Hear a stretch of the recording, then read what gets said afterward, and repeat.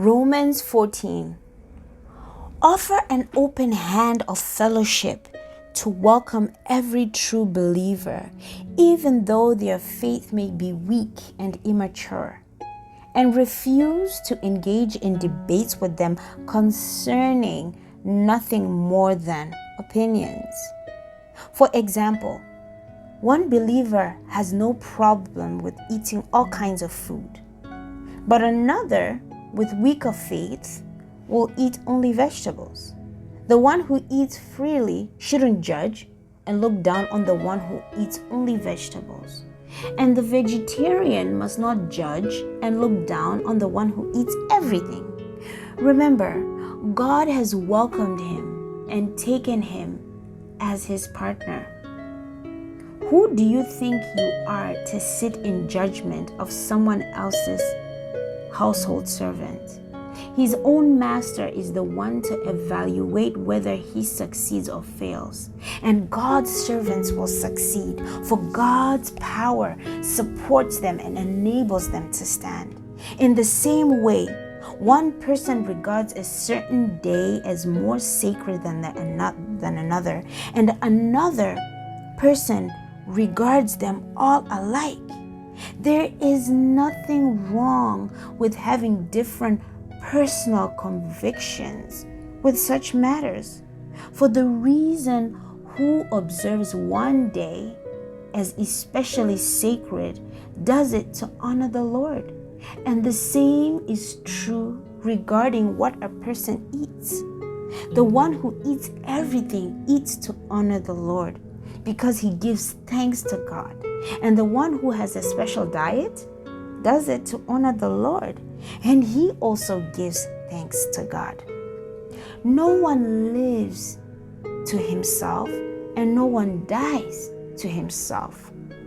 While we live, we must live for our Master, and in death we must bring honor to him.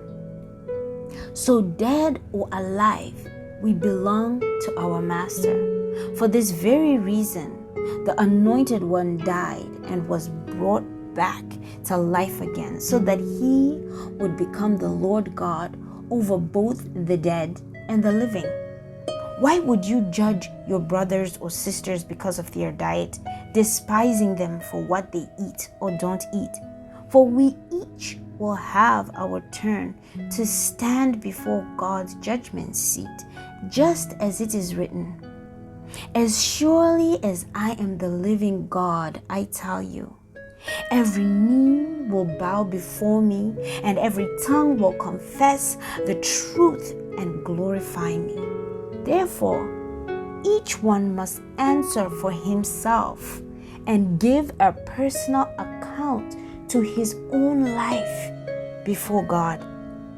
So stop being critical and condemning of other believers, but instead determine to never deliberately cause a brother or sister to stumble and fall because of your actions.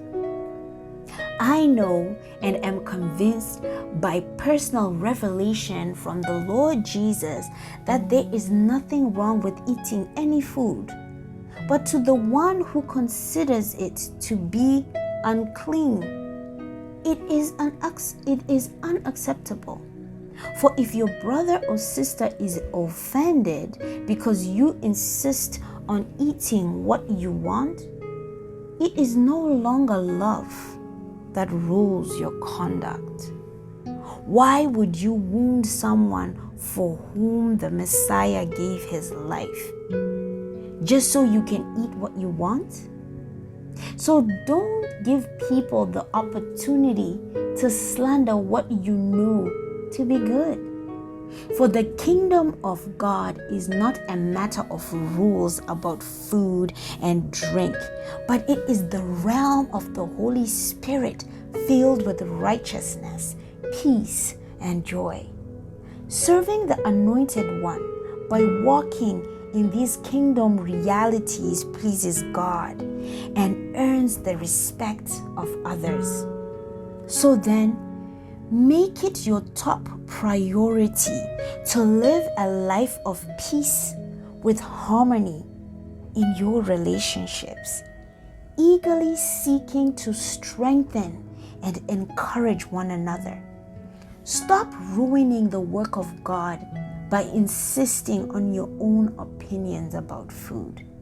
You can eat anything you want, but it is wrong to deliberately cause someone to be offended over what you eat. Consider it an act of love to refrain from eating meat or drinking wine or doing anything else that will cause a fellow believer to be offended or tempted to be weakened in his faith. Keep the convictions you have about these matters between yourself and God, and don't impose them upon others. You'll be happy when you don't judge yourself in doing what your conscience approves. But the one who has misgivings feels miserable if he eats meat because he doubts and doesn't eat in faith. For anything we do that doesn't spring from faith is, by definition, sinful. Romans 14. Offer an open hand of fellowship to welcome every true believer, even though their faith may be weak and immature, and refuse to engage in debates with them concerning nothing more than opinions. For example, one believer has no problem with eating all kinds of food, but another with weaker faith will eat only vegetables. The one who eats freely shouldn't judge and look down on the one who eats only vegetables.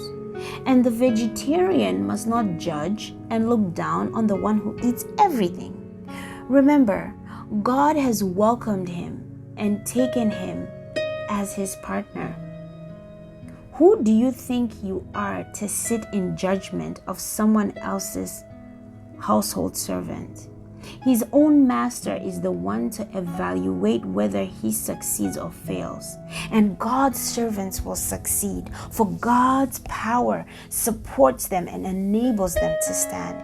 In the same way, one person regards a certain day as more sacred than another, and another person regards them all alike. There is nothing wrong with having different personal convictions with such matters. For the reason who observes one day as especially sacred does it to honor the Lord. And the same is true regarding what a person eats. The one who eats everything eats to honor the Lord because he gives thanks to God. And the one who has a special diet does it to honor the Lord, and he also gives thanks to God. No one lives to himself, and no one dies to himself. While we live, we must live for our Master, and in death we must bring honor to him. So dead or alive, we belong to our Master.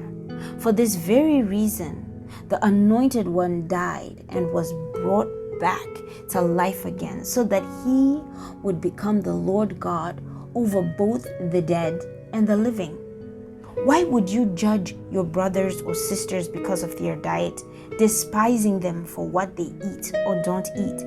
For we each will have our turn to stand before God's judgment seat, just as it is written, "As surely as I am the living God, I tell you, every knee will bow before me, and every tongue will confess the truth and glorify me." Therefore, each one must answer for himself and give a personal account to his own life before God. So stop being critical and condemning of other believers, but instead determined to never deliberately cause a brother or sister to stumble and fall because of your actions. I know and am convinced by personal revelation from the Lord Jesus that there is nothing wrong with eating any food. But to the one who considers it to be unclean, it is unacceptable. For if your brother or sister is offended because you insist on eating what you want, it is no longer love that rules your conduct.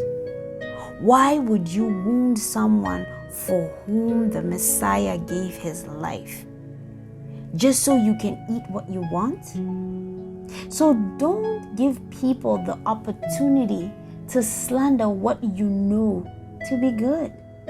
For the kingdom of God is not a matter of rules about food and drink, but it is the realm of the Holy Spirit filled with righteousness, peace, and joy. Serving the Anointed One by walking in these kingdom realities pleases God and earns the respect of others. So then, make it your top priority to live a life of peace with harmony in your relationships, eagerly seeking to strengthen and encourage one another. Stop ruining the work of God by insisting on your own opinions about food. You can eat anything you want, but it is wrong to deliberately cause someone to be offended over what you eat. Consider it an act of love to refrain from eating meat or drinking wine or doing anything else that will cause a fellow believer to be offended or tempted to be weakened in his faith. Keep the convictions you have about these matters between yourself and God, and don't impose them upon others. You'll be happy when you don't judge yourself in doing what your conscience approves.